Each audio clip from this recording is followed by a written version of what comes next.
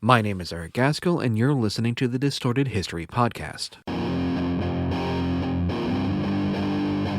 To speak the truth, the whole truth, frankly and boldly. I can give you merry tales and joyous laughter. Shameless, unreasoning, unjustified terror. A long struggle for freedom.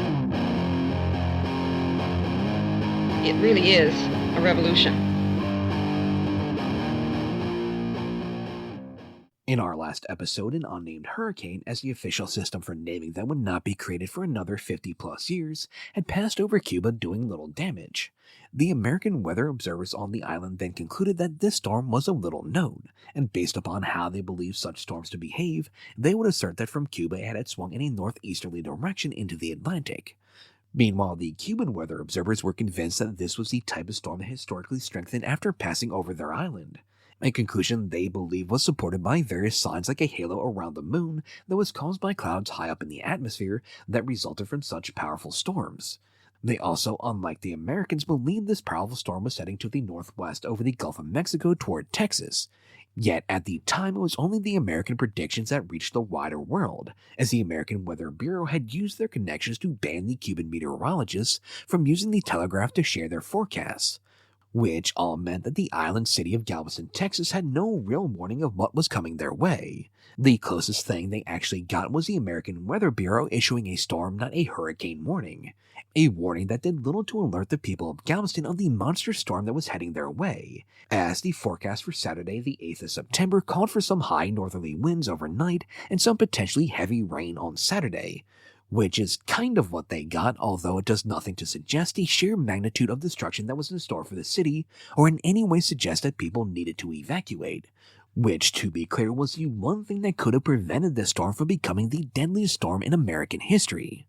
Yet before we go any further with this storm and the devastation it will leave behind in Galveston, first, like always, I want to give credit to my sources, which include Eric Larson's Isaac Storm, A Man, a Time, and the Deadliest Hurricane in History; Nathan C. Green's Story of the 1900 Galveston Hurricane; John Edward Weems' A Weekend in September; Casey Edward Green and Shelley Henley Kelly's Through a Night of Horrors, Voices from the 1900 Galveston Storm; and Carrie A. Emanuel's Divine Wind, The History and Science of Hurricanes. And like always, these and any additional resources that I use, like websites and the American Experience episode 1900, will be posted on this podcast Twitter page and Ko-fi page, links to which are in the description.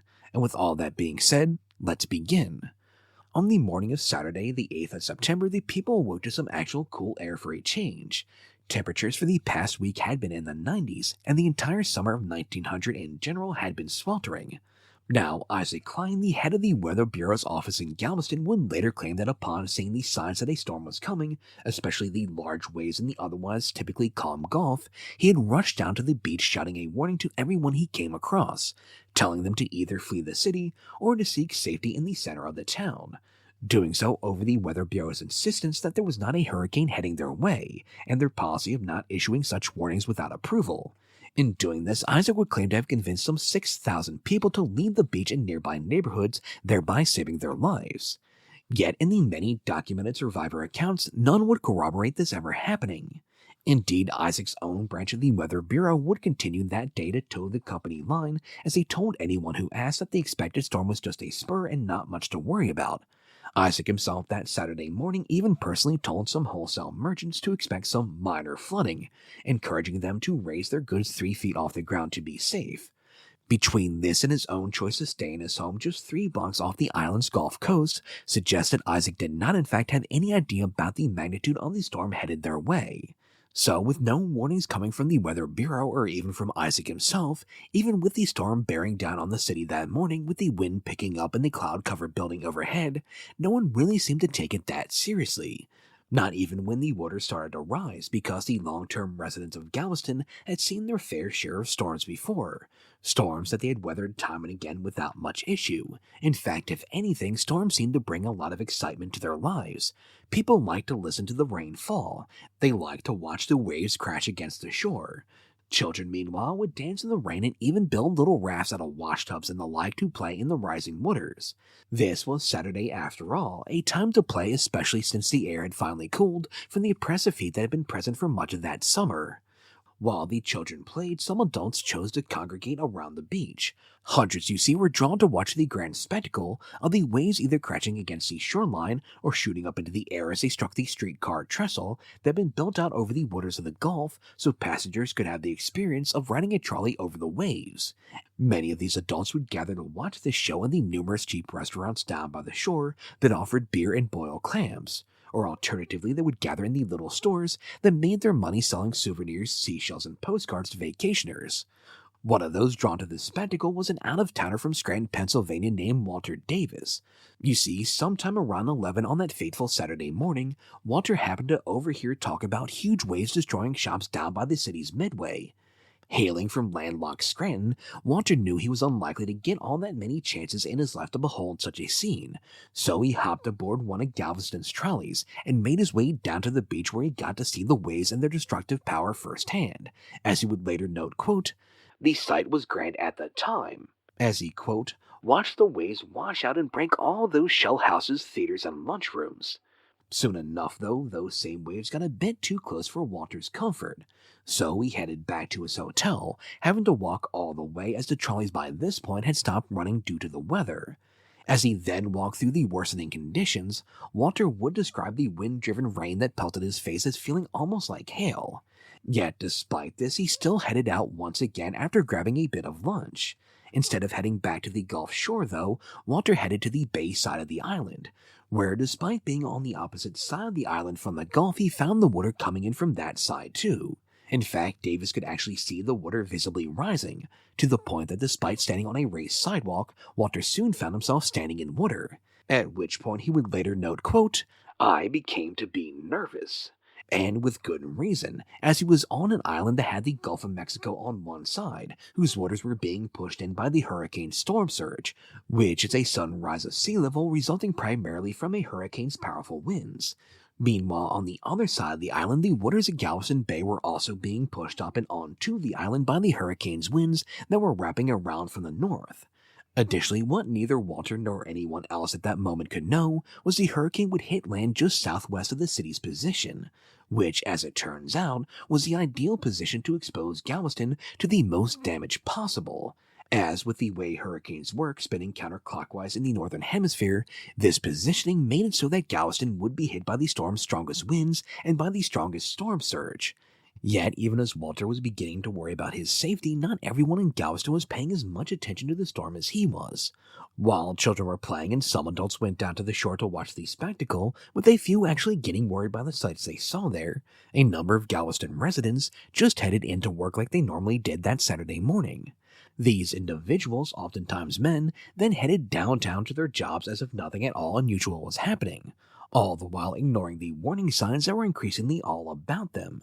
Some, in doing so, like shopkeeper A.R. Wolfram, actively did so over the protests of their wives and children, who, even though he assured them he would return home should the storm get worse, actually returned home briefly to have lunch before going back to work afterward. Judson Palmer, the secretary of Galveston's YMCA, was another one of these men who went to work downtown that Saturday morning, making only one deviation from his schedule that day, which was to stay downtown at noon instead of heading home through the rains for lunch. However, come 1 p.m., Judson's wife May would call him frightened by the fact that not only was their yard underwater, but by the fact that this was clearly salt water, having tasted it to be sure, which was apparently a fairly common practice, as I came across at least one other story of someone tasting the water flowing into their yard to see if it was coming from the Gulf or not. May then wanted Judson to come home immediately because she was afraid. Judson, though, opted to stay where he was, and even joked with his male co-workers about quote-unquote frightened women. That being said, Judson wasn't totally callous, and would eventually make his way home, at which point he saw firsthand how hard the wind was blowing, estimating it at 50 miles an hour, while also seeing every street he came across covered in water. By the time he arrived home then, Judson understood why his wife May wanted to get out of there. May, you see, was convinced their home was too close to the beach. She wanted to head for the safety of downtown, and specifically the sturdy 3-story brick and stone YMCA building. Judson, too, thought that the building would provide a good shelter for his wife and son. However, he was determined to stay in his home. May, of course, thought this foolish, but she loved her husband and could not leave him, so she decided if he was insistent on staying, then she would remain as well. Meanwhile, Louisa Rothling would, much like May Palmer, have a very bad feeling as the storm that Saturday morning got progressively worse. Louisa was one of many German immigrants who called Galveston home, having come to the U.S. as a young woman, hoping for better opportunities and a more exciting life. Once in Galveston, Louisa had found work as a housekeeper, and it was also here where she would meet, quote, the nicest-looking young man I had ever seen. This young man was a painter by trade, but he had a, quote, lovely tenor voice. This young man who Louisa was so taken with was named August, and he too had immigrated to Galveston from Germany, having done so years earlier with his parents when he was just 1 year old. Unfortunately, shortly after their arrival, August's father would be drafted to fight and die in his new country's civil war. Louisa and August would then wed in November of 1885. The two seemed to be very much in love, but life would not be easy on the young couple, as their first child Peter would die just 17 days after his birth. This loss, though, would only seem to pull the pair closer together, and 15 months later their first daughter Helen would be born. Then, 2 years after this joyous moment, Louisa would give birth to another son, who they named August Otto. However, the joy at this latest addition to their family would be offset when the couple's landlady dropped by to see little August Otto, only to take a great interest in how fancy their little home now looked, thanks to Louisa's hard work. In fact, the landlady was so impressed that she raised their rent. This would be the beginning of a trend for their family, as time and again Louisa would fix up whatever ramshackle little place they moved into. Louisa was so good at this at one time while living in their sixth home, when they invited an elderly couple they knew over for dinner. The couple, upon arriving, were convinced they had gotten the address wrong and come to some rich person's residence. By 1900, the couple had yet another daughter, Adanta Ann, who they called Lanta, and were residing in the seventh home they had occupied since coming to Galveston, a 2-story structure located about 2.5 blocks from the beach, which, like all the others, was a rental, but the fact that this very summer the family had paid off their prized piano had the effect of making this particular home feel more permanent, which was great for Louisa, who was so tired of moving. August would leave home at about 7:30 as he usually did on the morning of the 8th, as he headed downtown where his painting crew were finishing up work on the trust building. As for Louisa, she had been, like her children, excited and relieved at the initial cool air they were greeted by that morning.